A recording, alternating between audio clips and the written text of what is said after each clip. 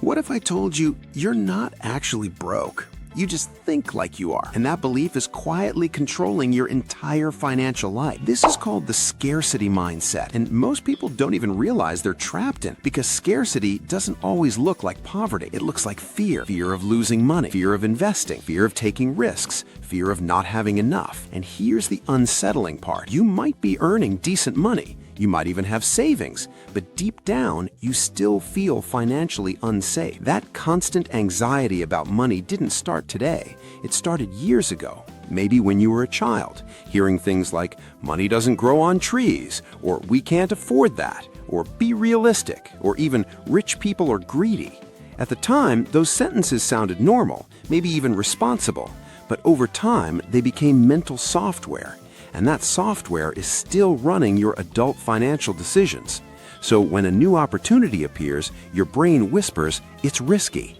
When investing comes up, your mind immediately jumps to, what if I lose it? When growth requires stepping outside your comfort zone, your instinct says, stay safe. Scarcity mindset doesn't scream at you, it whispers. It disguises itself as being practical. It convinces you that playing small is smart. It pushes you to oversave but never invest. It makes you work harder but not smarter. It keeps you chasing security instead of building freedom. And slowly, without you even noticing, you become financially stuck, not because you lack income, but because you're operating from a belief that there will never be enough. The tragedy of scarcity mindset is that it makes you protect money instead of grow it. It keeps you focused on survival even when you're no longer in danger. And as long as that internal program keeps running, no raise, no side hustle, no promotion will ever feel like enough.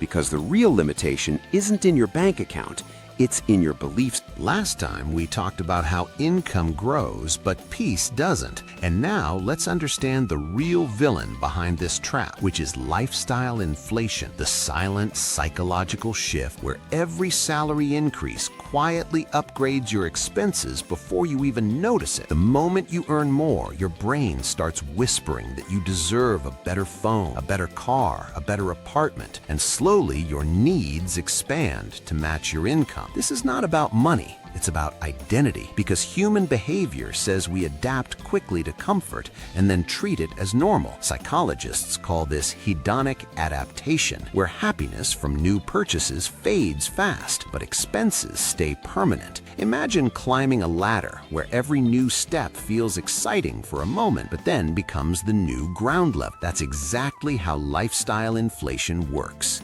You think you're moving up, but financially, you're standing still. The dangerous part is that this upgrade cycle feels like progress, but it silently steals your future freedom. Instead of increasing your savings rate, you increase your spending rate, and this creates a golden cage. From outside, it looks successful, but inside, you are financially stressed. The more you earn, the more pressure you feel to maintain that upgraded lifestyle, and now your freedom depends on your next paycheck. Real wealth is not about how much you earn, but how much control you have over your expenses.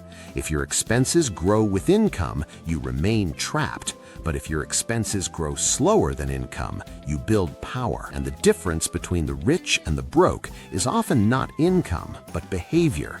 Because wealth grows quietly when lifestyle stays stable. So ask yourself, are you earning more to look rich or to become free? The truth is, money is never the real problem. Our psychology is. We don't just spend money, we spend emotions. We buy things to feel secure, to feel important, to feel accepted. And the moment emotion takes control, logic quietly disappears. That's why people overspend when they're stressed, invest blindly when they're excited, and panic sell when they're afraid. Money itself is neutral. It has no emotion, but we attach our identity to it. When the bank balance rises, our confidence rises. When it drops, our self-worth drops with it. This is not a money issue. It's an emotional regulation issue. The real power is not in earning more, but in controlling your reactions. Wealth without discipline creates chaos. Fast money creates fast decisions, often create regret. The richest people are not always the smartest. They are the most emotionally stable. They understand that money is a tool, not a source of happiness. Chasing money without purpose is like running on a treadmill, exhausting but going nowhere. The solution is financial intelligence combined with emotional awareness. Instead of reacting, pause. Instead of competing, calculate. Instead of comparing, focus on your own system. Build habits, not hype. Create strategy, not stress. Remember, money amplifies who you already are. If you're disciplined, it multiplies stability. If you're impulsive, it multiplies mistakes. So before making any financial decision, ask yourself one simple question. Is this coming from logic or emotion? Because when you control your mind, you automatically control your money. And when you control your money, you take control of your future.